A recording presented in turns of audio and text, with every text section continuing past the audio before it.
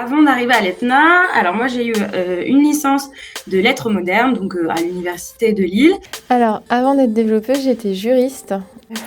Totalement autre chose. J'ai fait de la décoration d'intérieur et de l'infographie.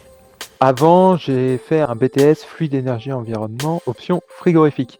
Donc je partais de zéro connaissance en informatique, à part l'utilisation d'un clavier souris et d'un navigateur Internet. Moi je me souviens le premier jour, vraiment une des choses les plus basiques, c'était l'installation de son environnement. Et déjà ça me paraissait mais incroyable, insurmontable. J'ai bûché au début. J'ai vraiment essayé de lire les manuels, de bien réviser.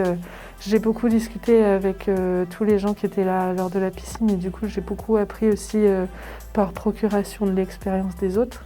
La piscine m'a permis vraiment de voir ou de revoir les bases.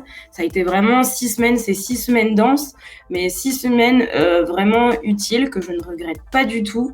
Et finalement, aujourd'hui, je me rends compte que avec de la persévérance, ça paye bien, puisque j'ai trouvé une alternance, mais mes notes sont plus que correctes. J'ai choisi l'ETNA pour plusieurs raisons. Déjà parce que ça permet d'avoir un bac+5 en sortie de formation. Moi, comme j'avais déjà un bac+5, je voulais pas me reconvertir à moins. Principalement pour l'alternance, tout simplement parce que je ne souhaitais pas reprendre un cursus 100% scolaire.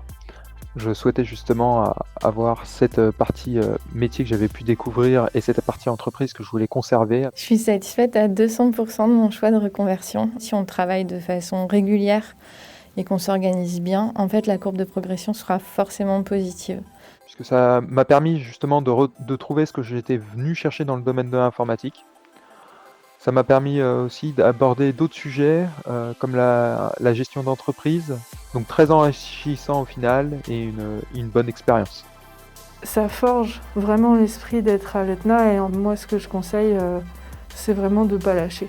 De ne pas lâcher parce qu'après on voit vraiment la différence sur les profils entre l'ETNA et les autres.